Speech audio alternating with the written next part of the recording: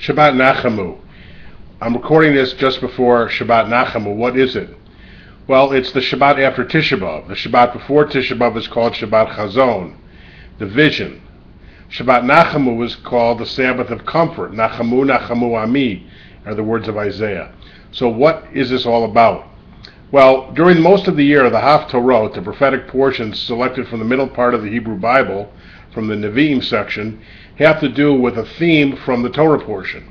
But not so during a 10-week period in the summer, including 3 weeks before Tisha B'Av and 7 weeks after Tisha B'Av.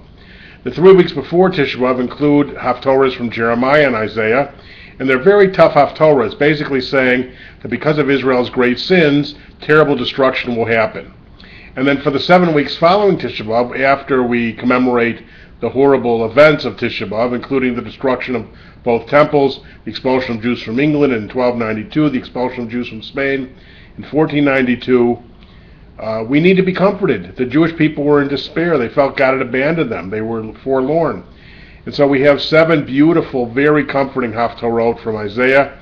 And the most beautiful, powerful one is the one right after Tisha B'Av, Nachamu, Nachamu Ami, be comforted, my children. This leads all the way up to Rosh Hashanah.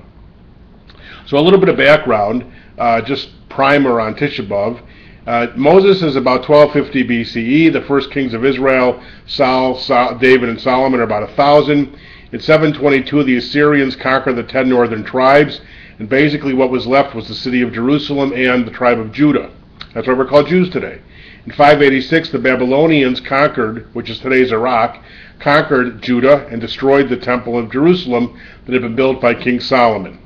Well, then the Persians conquered the Babylonians, and the Jews lived in the Persian world and spread out through the Arabian Peninsula and all through the Arab world. And then in 333, Alexander the Great and the Greeks conquered the Persians, and then the Romans succeeded the Greeks. That's a brief history of from Moses all the way up to about 0.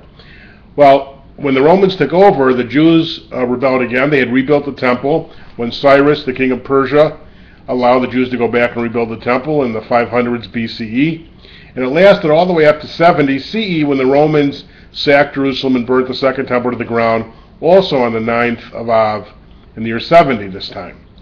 And so because of that, the Jews were very sad, very afraid. And we have this Shabbat where we read the beautiful words of Isaiah trying to offer comfort, and then for 7 whole weeks kind of teaches a valuable lesson about the misery being 3 weeks and how we need to be comforted for a long time. And so the 7 weeks of haftorot following Tisha B'Av are meant to be soothing, comforting, forward-looking. Don't despair. There will be a future. You'll rebuild Jerusalem. Life will be better again. And so that is the idea of Shabbat Nachamu, the beautiful words of Isaiah. Nachamu, Nechemya, Nachamu, Nachamu, be comforted, Menachem. We say Menachem Evel, we'll be comforting the mourner. That's the same word. Nachamu, Nachamu Ami, be comforted, my people.